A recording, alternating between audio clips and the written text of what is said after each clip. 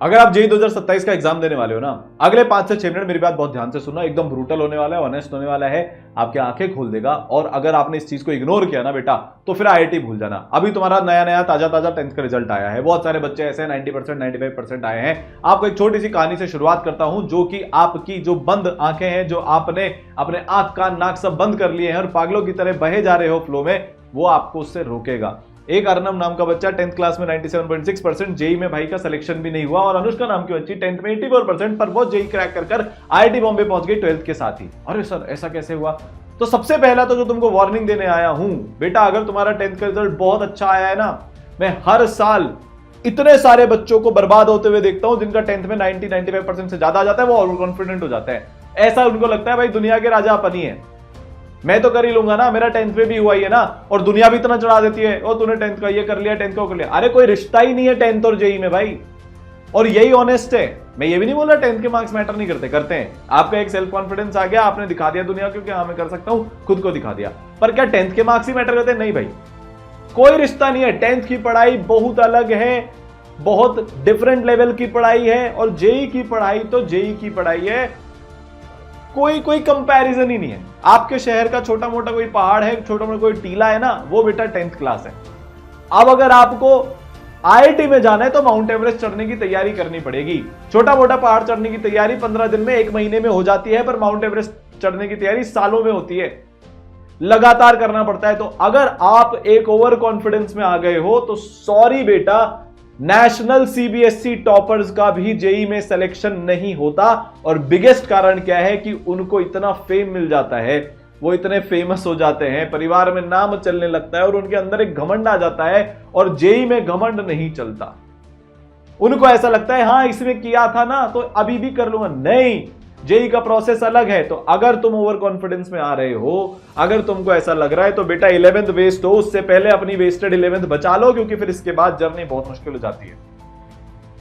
तो जो जेई की रिक्वायरमेंट है वो कर लेना। अगर तुम्हारी कहानी अनुष्का के जैसी है, 80% आए, 75% आए, तो बेटा मोरल डाउन करने की कोई जरूरत नहीं है। मुझे पता है आज तुम्हारे साथ कोई भी नहीं है, तुम अकेले हो, कहीं से प्रेज नहीं मिल रहा, हर तरफ तुमको सिर्फ यही सुनने को मिल रहा है, इसके इतने परसेंट, इसके इतने परसेंट, उसके लिए ये गिफ्ट चला गया, उसके लिए वो वीडियो आ गया, उसका ऐसा सेलिब्रेशन हो रहा है, और तुम एकदम अकेले हो। कोई दिक्कत नहीं है, कोई दिक्कत नहीं है, मैं सही बता रहा हूं। शेर हो ना तुम, घायल हुए हो आज, हार थोड़ी ना मानी है।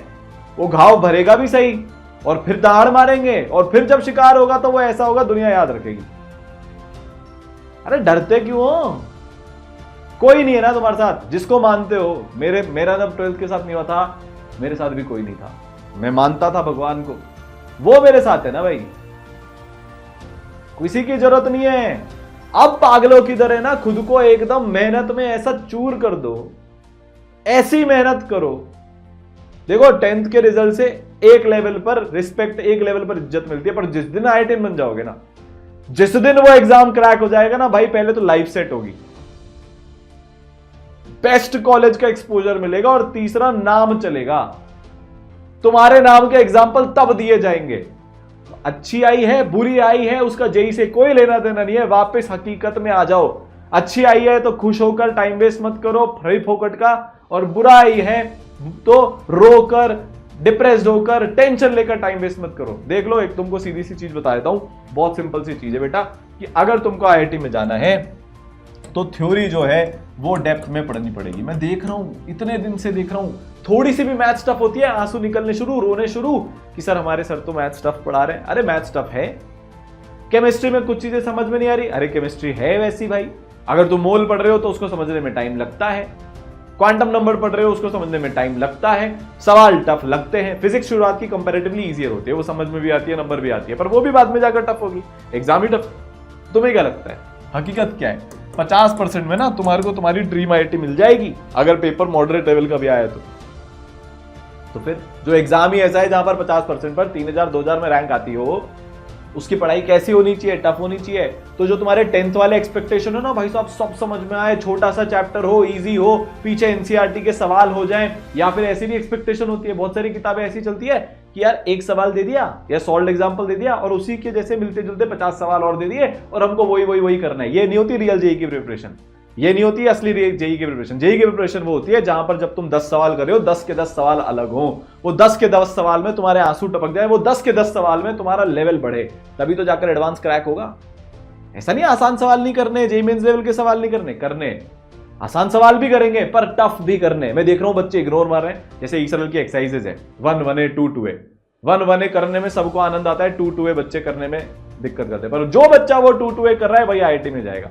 मोस्टली गई तो ये प्रॉब्लम हो रही है, एडवांस लेवल का ही नहीं पढ़ाया जा रहा, या एक छोटा सा चैप्टर पकड़ लिया, 1-1.5 महीने से वही चले जा रहे हैं। अरे इससे तुम बर्बाद हो जाओगे और कुछ नहीं बचेगा। तो बेटा जो ईसरल का जो भी कोर्स है ना, एक सिंपल सी चीज है, we will study for Brahmos course में, चाहे ऑनलाइन हो या ऑफलाइन हो, उसमें सिंपल सी बात यह है, प्योरली एडवांस लेवल की पढ़ाई होगी, चाहे वो लेक्चर हो, चाहे वो सवाल हो या कुछ भी हो। तो अगर तुमको थ्योरी पढ़नी है, डेप्थ में पढ़ो। डेप्थ में कैसे पढ़ते हैं? सवाल पूछो। क्लास में ऐसे इलस्ट्रेशन होने चाहिए जिसमें दिमाग खुले। क्लास में ऐसी थ्योरी होनी चाहिए जो तुम्हें शुरू में लगे नहीं यार उतना क्लैरिटी नहीं आ रही। जब घर जाकर रिवाइज करो, जब घर जाकर सवाल करो ना, तब जाकर तुम्हें इंसाइट है, आए हाय क्या बताया आज। एक होता है ना गूज़बम्प्स मोमेंट, अमेजिंग मोमेंट, और क्या ही चीज बता दी सर ने, फील ही आ गई एकदम, वैसा होना चाहिए। दूसरा, चलो थ्योरी तो फिर भी लोग बाग पढ़ लेते हैं, पर हकीकत क्या है? तुम बैकलॉग बनने देते हो, कोई भी कारण से तुम क्लास मिस कर देते हो। अरे कितनी क्लास मिस करोगे यार? कल रिजल्ट आया था, हो गया सेलिब्रेशन, क्लास मिस कर दिया, वापिस तो आओ। हो गया ना वो 10th में, तो जो होना था वो हो गया, एक दिन कर लिया, वापिस आ जाओ। अभी से मैं देख रहा हूं 1 महीना हुआ नहीं है, 10-10 दिन के बैकलॉग बन गए। शादियों में भी जाना है, पार्टियों में भी जाना है, जाते रहो, फिर आईआईटी मना कर देगी किसी एक दिन। Practice toughest level.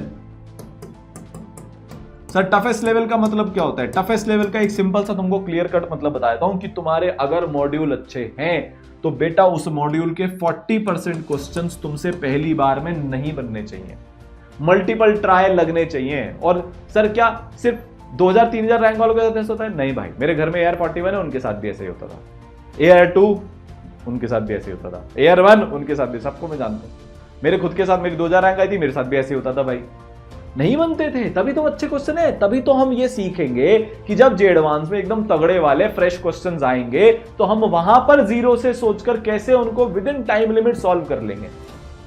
तुम्हारी आदत है भाई साहब वो किताबों वाली, नहीं, सेम क्वेश्चन क्लास में जो पढ़ाया है, एनसीईआरटी के पहले ही सारे क्वेश्चन स्कूल टीचर ने किसी ना किसी फॉर्म में करवा दिए, वही के वही क्वेश्चन आपको करने को मिल रहे हैं, खुश हो रहे हैं हम, और वही के वही क्वेश्चन एग्जाम में भी आ रहे हैं। यहां पर नहीं आएगा।